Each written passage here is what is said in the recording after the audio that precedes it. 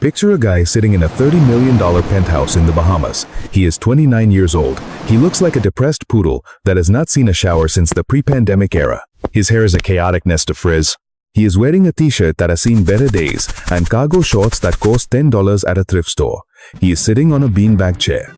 He is playing League of Legends on a curved monitor, while the most powerful venture capitalists in Silicon Valley are on a Zoom call with him. These are the geniuses from Sequoia Capital. These are the titans who funded Apple and Google, and right now they are drooling. They are watching this disheveled kid play a video game, while he explains how he is going to build the first trillion-dollar financial empire. One partner at the firm literally says he loves this guy. They are so blinded by the myth of the eccentric genius that they do not notice the red flags waving right in front of their faces. They see a savior. The world sees a crypto saint. But the reality is much simpler and much darker.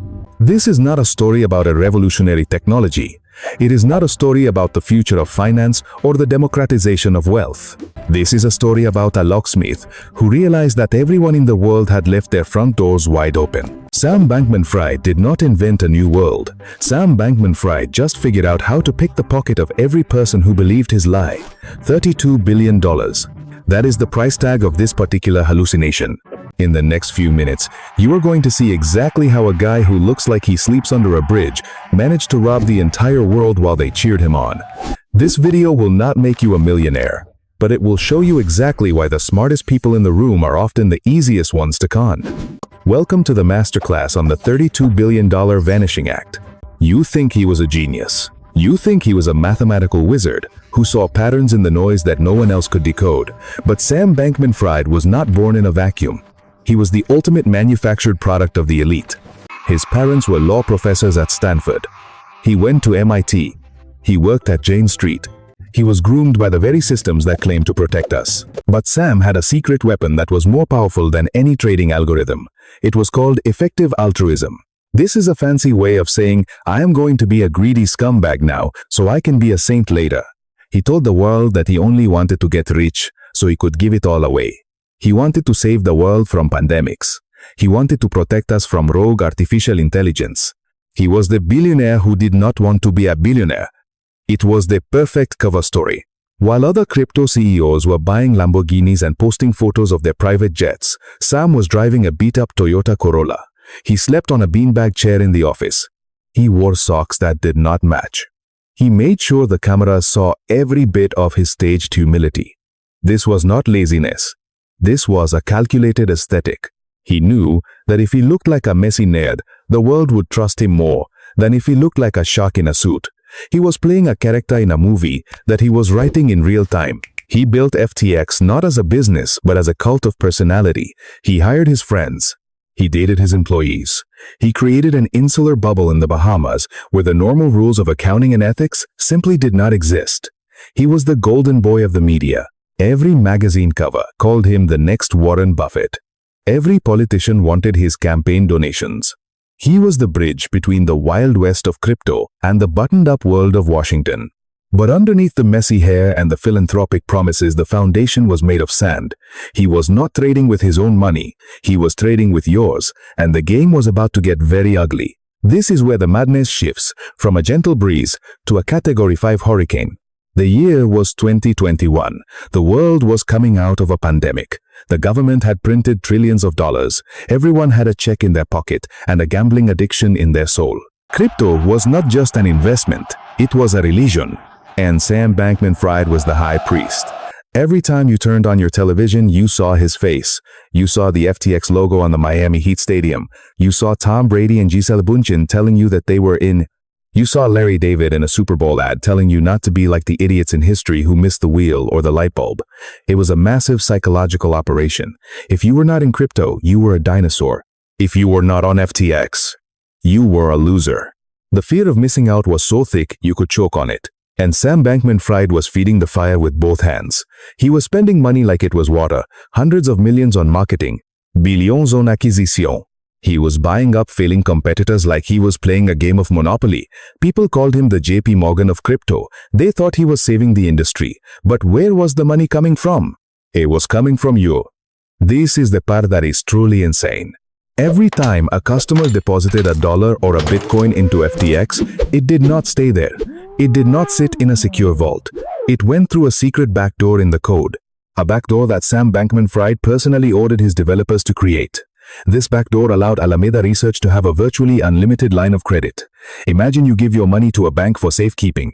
Then the bank manager takes your money out the back door and gives it to his girlfriend so she can go to a casino and bet it all on black. That was the relationship between FTX and Alameda Research. Caroline Ellison was the CEO of Alameda. She was 28 years old. She had almost no experience in managing billions of dollars. She openly joked on Tumblr about using stimulants to stay awake and how she did not really believe in stop losses. These were the people in charge of your life savings. They were high on their own supply. They believed that because the market was going up, they were geniuses. They were using FTT tokens as collateral. FTT was a token that FTX created out of thin air. It was a digital loyalty point with no intrinsic value. But Sam Bankman-Fried manipulated the market to keep the price high. Then he told the banks and the lenders that those tokens were worth billions. He was using a monopoly money to borrow real money. It was a house of cards, built on a foundation of lies. Every time Alameda lost money trading, they just pulled more from the FTX customer deposits. It was the ultimate Ponzi scheme hidden behind a wall of complex code and altruistic jargon. The mania was at its peak. Sam was on the cover of Fortune magazine. He was rubbing shoulders with Bill Clinton and Tony Blair. He was the most powerful man in the industry. But the tide was about to go out, and we were all about to see that Sam Bankman-Fried was swimming completely naked. The red flags were everywhere. The lack of an independent board, the absence of a real CFO, the fact that they used QuickBooks to manage a multi-billion-dollar empire. But nobody wanted to look. Because as long as the numbers on the screen were green, everyone was happy to stay in the dream. The pain was coming. But for now, the music was still playing, and Sam was dancing harder than anyone. Let us pull back the curtain on the magic trick. You need to understand how the plumbing worked to see why the explosion was so spectacular. Most exchanges have a simple rule. If you do not have money in your account, you cannot trade. If you lose too much, the system automatically kicks you out. This is called liquidation. It is the basic safety net of every financial market. But Sam Bankman-Fried decided that his friends at Alameda Research were too special for safety nets. He gave them a secret superpower. Deep inside the FTX computer code, there was a single line of instruction. It was a special flag that allowed Alameda to have a negative balance. Not just a few dollars. Not just a few million. They had a $65 billion line of credit. This meant that while you were required to keep collateral in your account, Alameda could just keep taking. They were the house and the player at the same time. But they needed a way to make the books look balanced. That is where the FTT token comes in. Imagine I draw a smiley face on a piece of paper and I tell you it is worth $1 billion. You laugh at me, but then I create 1,000 of these papers and I sell one of them to my best friend for $1. Now on paper, I have $999 worth of smiley faces. I take those papers to a bank and I tell them I am a billionaire. I ask for a loan of $500 in real cash. The bank looks at my smiley face papers and they agree. This is exactly what Sam Bankman-Fried did with the FTT token. He controlled almost the entire supply. He kept the price artificially high by buying his own token. Then he used that fake value to borrow real customer deposits from FTX. He was using air to steal gold. It was a closed loop of insanity. Alameda was losing money on bad trades and risky bets. So they just went to the FTX vault and took more customer money. They filled the hole with more FTT tokens. It was a giant game of pretend. There was no real accounting. There was no risk management. There were just a few kids in the Bahamas clicking buttons and hoping the market never stopped going up. They thought they had cheated the system. They thought they had found a way to create wealth out of nothing. But the reality was much simpler. They were just common thieves with a very expensive marketing budget. Every magic trick ends the same way. The lights come up, the smoke clears, and the audience realizes they have been looking at a mirror while the magician was reaching into their pockets. The end for Sam Bankman-Fried started with a single leaked document.